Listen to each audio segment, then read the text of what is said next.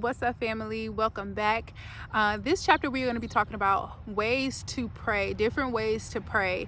Your tongue is always going to be the most powerful tool that you will ever have. Okay, the way that you speak to God is always going to be powerful than any candle, any mojo bag, any herb or anything. Your tongue is always going to be the most powerful thing. What you speak, there is life and death in your tongue. This is what you speak, what you say, what you think.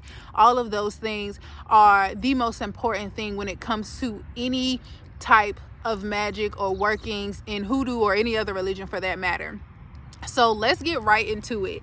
So the very first thing that I want to say with how to pray, Matthew 6:9-12.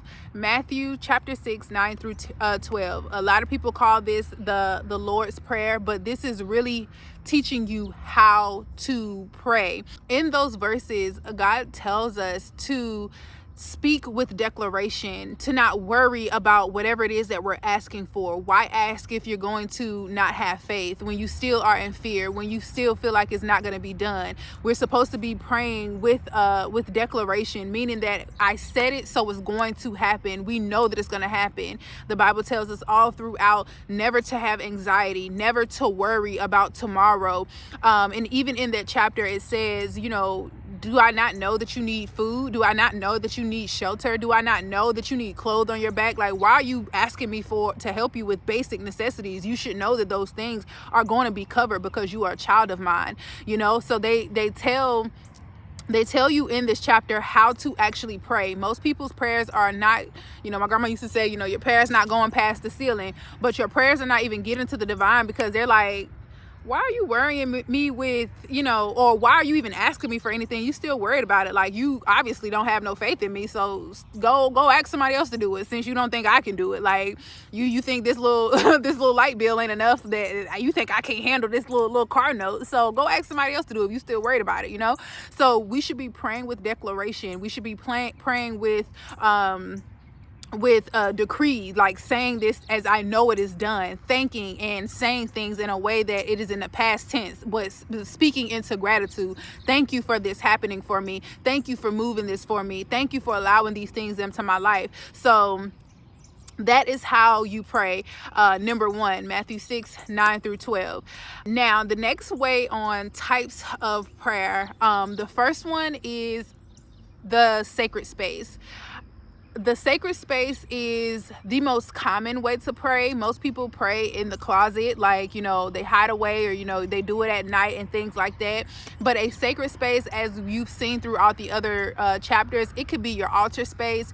It could be at your tree. It could be out here in nature. But any way that you are away from the public, where you can literally be completely vulnerable with the divine. The reason why praying in a sacred space is so powerful is because you can be completely naked with God. You don't have to worry about somebody looking at you. You don't have to worry about, am I saying it the right way? Like, you can stumble over your words and God will still hear you clearly, and you're not subconscious about it. Like, you don't have to worry about anything that is superficial. Like, you can literally just be naked with God, be vulnerable, and actually pour out your heart in worship. The next way to pray is through walking, like prayer walks, nature walks, is what I call it. In the hormone challenge, we say it's the nature walk. When we're in nature, we understand that this is the closest thing to God on earth, right? Mother Nature is always where you're going to see the most abundance, where you can see cycles, where you can see,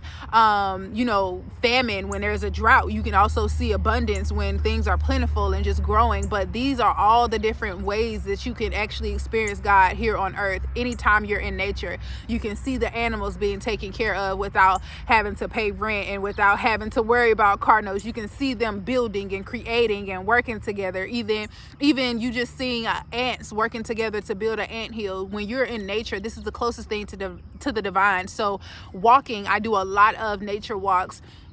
That is the easiest way to pray, and there's also a way for you to speak out, and you'll know spirit will answer you the quickest. I feel like when you're in nature. Today I was talking to one of my friends, and I was sending a voice clip while I was walking, and she was like, those birds in the background are going crazy, because we was talking about something that we're pioneering, and she's like, those birds in your background are going crazy, they're excited, and those are the ways that you can hear from the divine in the most quickest way when you're out in nature. So speaking, so nature walks is number 2. Number 3 would be in groups. So this is slept on, but because people only feel like they have to pray in a group when they're at church, or when they're praying for dinner and things like that, like that's the only time people really pray in groups. But we all know when 2 or more are gathered together, so will spirit be there, so we know this subconsciously.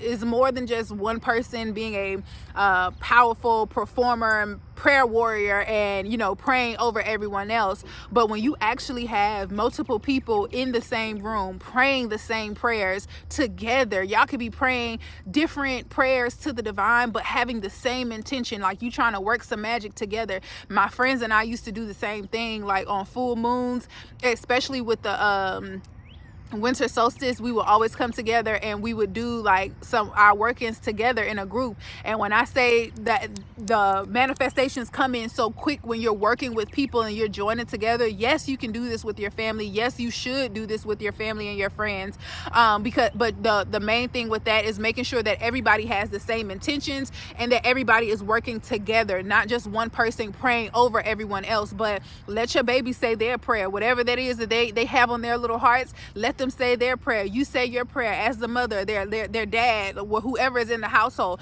Say your prayers together, but be on one accord. Like today we are praying for this. We are praying we need to move, and I need everybody in this house. Y'all better start praying with your babies, because their hearts are so pure and so innocent. When you get them babies involved, you'll start seeing manifestations really, really quick, because when they want something, they're asking from the purest heart. And so they believe it already, because they don't know fear until you instill it in them, or until society instills it into them. So they're gonna see those manifestations the quickest. And then lastly, I'm going to say petitions. So with petitions, petitions is not necessarily you speaking, but petitions, it can be in the Bible. There are times where they're talking about petitions and they're just talking about repetition. They're talking about saying the same thing over and over again. Like sometimes we want to leave it at the altar and not think about it anymore. But sometimes when we want in big things, we gotta work that thing. Like I said with any other workings, like you can't just light a candle, a 7-day candle, and thinking you just gonna light it and it's just gonna manifest because you lit the candle. You got to pray to that candle every single day. You got to put some ashe on it. You got to put some energy on it. You can't just go give one offering and think your life is about to turn around. You got to keep giving offerings. You got to make this a lifestyle. And having a prayer lifestyle is different from you just praying when you need something. So that's the biggest key. But when you see petition in a lot of scriptures, they're talking about just being repetitive, being repetition. But when I say petition, I'm talking about petition with, being persistent, as well as petitioning with writing. So writing and having your signature is just as valuable as your tongue. Things that have your DNA in it, like things that, nobody else can duplicate. Those are the things that are most powerful in prayer. But petitioning is a form of prayer. The same way we talk about the Psalms is spell work, but it's also poetry. So they work hand in hand. So when you are doing your petitioning, you write those things out. Any petition that you write, you're also saying it out loud. That saying it out loud activates it, but you're writing it out so that you can speak clearly, so that you know exactly what you're saying. So when you're writing these petitions out, you want to make sure that you have your birthday, you want to have your full name and your birthday. I also see sometimes people say daughter of, and they'll say their mother's name. I'll have my first and last name, and then I'll say, daughter of, and my mom's first and last name. And then on the right side, I would have my birthday and the exact time that I'm starting to write. So then after that, you're going to again speak in declaration. You're saying thank you. You're showing gratitude. You're being very specific as to what it is that you want from the divine. And you're saying it as if it's already done. You're thanking them for already moving it for you. And then at the end, you want to put your signature on it. And then if you really want to get spicy, you want to put your DNA on it, some form of DNA. This could be blood. This could be, your saliva. This could be a piece of hair or anything like that. But anything that's any type of DNA, your fingernails, whatever, you want to put that in it as well. Fold it up. When you're petitioning something to bring it to you, you fold it towards yourself, and then you turn it clockwise because you want it to come to you. So you turn it clockwise, you fold it again, clockwise, fold it again, and you're gonna do this 4 times to open up all ways. The number 4 is all the east, north, south, east, and the west. So you're going to do that in four times, but you're going to always fold it to you and clockwise. When you're praying to get rid of something, you're petitioning to get rid of something, you're going to fold it away from you and then turn it counterclockwise, fold it away from you counterclockwise 4 times as well. So that is how you do a petition. Depending on what you want to do with this thing, you can light it, because that is another element. You can light it and let it go into, a lot of times I only light it when I'm getting rid of something, but when I want something to grow, I'm an earth baby, so I plant things in my plants. I will put it down in my plants, and as I water and nurture and speak life into my plants, I'm also growing whatever it is that I'm asking for. So those are the ways to pray. For one, you want to declare and decree whatever it is that you're asking for. You want to do nature walks. You can do your private sacred space. You can do in a group setting, and then you also can do petitioning. Those are all different ways that you can pray. So there's no excuse in any way, shape, or form. You can always be discreet, because that's the number one key to hoodoo, is being discreet. So you might not have your altar space exactly where you are to be able to pray. You might not have, you might not want to be loud and robust about your prayers, but you could just go on a simple walk on your break, your lunch break or something, and nobody will ever know that you're just having time with the divine right then and there. So I hope that this was helpful, you guys, and I will see you in the next one. Bye.